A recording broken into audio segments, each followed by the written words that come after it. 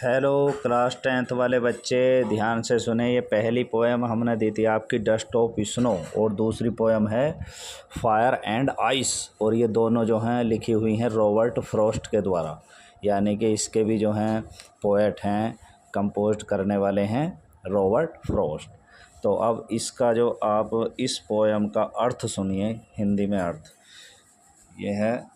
Some say the world will end in fire, some say in ice. यानी कि कुछ लोग कहते हैं कि संसार का खात्मा होगा या संसार का विनाश होगा किससे, फायर से, आग से, सम से इन आइस। और कुछ कहते हैं कि बर्फ़ से होगा। यानी कि इसमें जो फायर है वो संकेत है डिज़ायर का, यानी कि महत्वाकांक्षा का, कि व्यक्ति की आजकल इतनी महत्वाकांक्षाएं बढ़ गई हैं, वो ये नहीं सोच रहा कि इसका जो है रिज़ल्ट, इसका दुष्परिणाम क्या होगा। तो यही बताना चाहता है कवि। और सम से आइस, और आइस है हेट, यानी कि नफ़रत या लालच का। तो नफ़रत और लालच भी जो है संसार में व्याप्त है, इसीलिए संसार का एंड होना निश्चित है। तो कवि बताना चाहता है कि फायर की तरह से हमारी इच्छाएं बढ़ती जा रही हैं और आइस की तरह से हम नफ़रत करते जा रहे हैं एक दूसरे से, जो दोनों ही डिस्ट्रक्शन का कारण है, यानी कि विनाश का कारण है इस संसार का।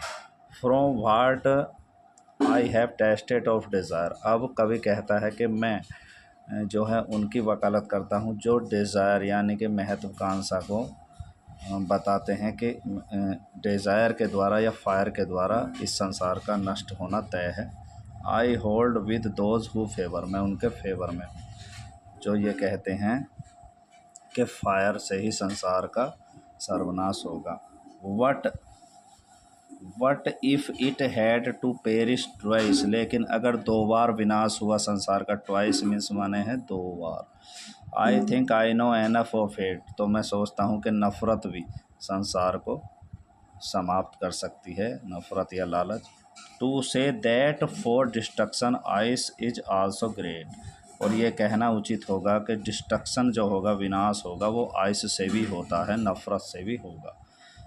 Is also great and would suffice, और ये जो है यानी कि पर्याप्त होगा, ये ही काफ़ी है। क्या? आइस, नफ़रत भी काफ़ी है। तो नफ़रत हो या डिज़ायर हो, इसमें जो है ये इसका अर्थ है फायर।